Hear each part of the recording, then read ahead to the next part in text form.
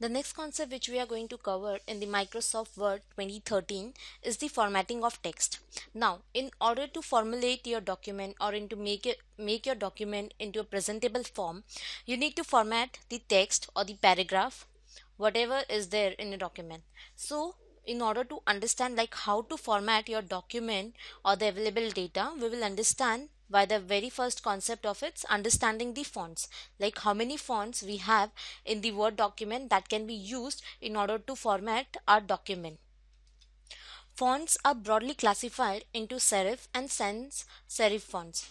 The serif fonts are the one which use the small decorative elements.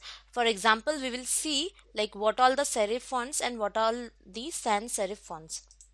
This is the layout which you'll see in a Word document which enable you to use the fonts, the various theme fonts which you can use for your available document. The serif fonts are, the very first is Times New Roman, second is Garamond, third Courier New, next is Cooper Black, next Constantinia. So these are the fonts which are the serif fonts which are usually the small decorative element. Example over here you can see the N, the decorative element in the N, over here in the R, over here in the R and the I, in the P itself you can see. So these are the decorative element, or you can see in a cursor writing, these are fonts which are used, and these are the most commonly used fonts which you can use in your document to make it more presentable. Next are the sans serif fonts. These are not the decorative elements. They doesn't contain any kind of decorative elements like that, like those of serif fonts. The types of sans serif fonts are Arial, Comic Sans, Tahoma, Verdana, and Calibri. Over here you can see that these fonts are plain and a simple fonts which you can use for the headers, for the various other purpose as well, even for the document of the data available. But these fonts are different from the serif fonts as they don't contain any kind of decorative element. The next concept in the fonts we will take is a point size. Now there are different point size we can say as a measurement you can take for your word or for your text, whichever data you have. The point size you can basically see from the right hand side of the theme fonts. You can see the size, you can select any of the size. Over here it's a upper size and it's a lower size column you can select in order to increase or decrease the size or the measurement of your text or of the sentence of the data. The very foremost size is the 0.72, that is 72 point, it's 1 inch high. Next is 36 point, it's half inch high. Next is 18 point, it's quarter inch high. The last one is 12 point and the 10 point.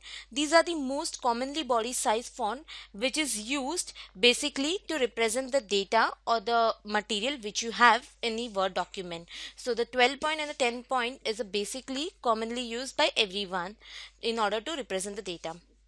The next concept is weight and other font attributes. The very foremost attribute you will see is the bold. You can bold the word or the sentences whichever you want to highlight or whichever you want to make it more resemble.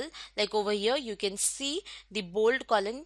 By clicking on the bold column, by selecting the text or the word, you can bold that particular item by clicking on this icon. Next is the italic, which gives the italic font. Over here, just right next to the bold icon, you can see the italic font. By just selecting the text or a word, you can make it in a italic form. Next is the underline. You can underline the text if you want to highlight it or you want to make it more representable. So you can highlight the text by clicking on this icon. Next is the strikeout. We usually use strikeout in order to cancel a word or to make it more impactful. So over here next to the underline you can see a icon of the strike through where you can click it and just make a strikeout to a word or whichever text you want to make it. Next is the subscript and superscript. Subscript and superscripts are basically used for the formulas, be it chemical formula or be it algebraic formula or any of the mathematical formula you use. So these are the icons for the subscript and for the superscript. You can use it, this for icons to make the uses in your formulas, be it algebraic or chemical formulas. Next is the font color.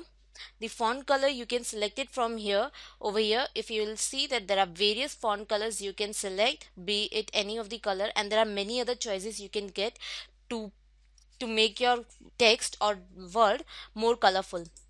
Next is highlighting. Over here you can see the icon of highlighting. You can highlight the word which you want to make it impact, which you want to show it that this particular things or this particular text is more impactful. So you can highlight those words or the text by choosing this color, by choosing this icon, by highlighting the text. So these are the measures of weight and other font attributes. The next concept we will understand is additional font attributes. Now there are additional font attributes. You can make the text as small caps by selecting on the by elaborating the column, and you can see that there are font column you will see in front of you. Over here you can select small caps or the all caps if you want to make small caps as a icon as all your document, or the all caps. You can see you can make all the icons or the all the text of the document in a all caps. So these are the additional font attributes which you can use in the Word 2013. Next is the character spacing. Now what is character spacing? We will understand. Now there is a Canon character spacing which is usually used. It is of three types: normal, condensed, and expanded. Now over here, by going to the advanced level, you can see the spacing as a normal. Normal means the spacing between the elements or between the each word or each letter of the word. Over here in the Canon normal, you can see that there is a little space or there is a appropriate space between each letter in order to understand a word. Now in the condensed, if you will see that there are no spacing in the condensed word, the Canon fonts you can choose, and you can, from the spacing you can choose the condensed. Over here you will see that there are no spacing in the letters of a word.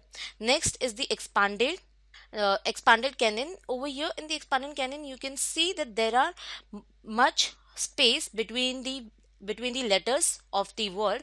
Over here, this type of expanded Canon fonts you can use for the headers or for the main heading of a document, or for your text, whatever you have in your available data.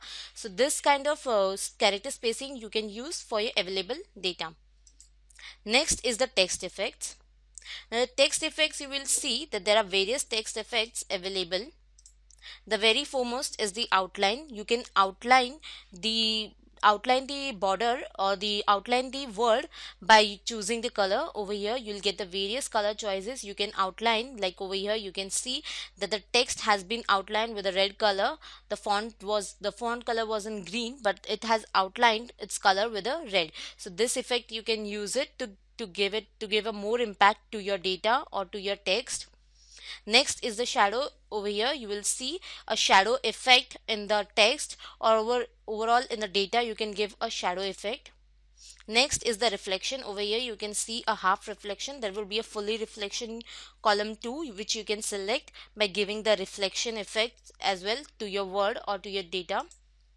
Next is the glow effect. So this is the glow effect as well. You can see the glow effect is in a blue color, the text is in a black color, and the glow has been given in a blue color. So respectively, these all are the text effects which you can give it to your document to give it more impact and to make it more impactful. So this is the concept of understanding the fonts which we have understood in the Microsoft Word 2013.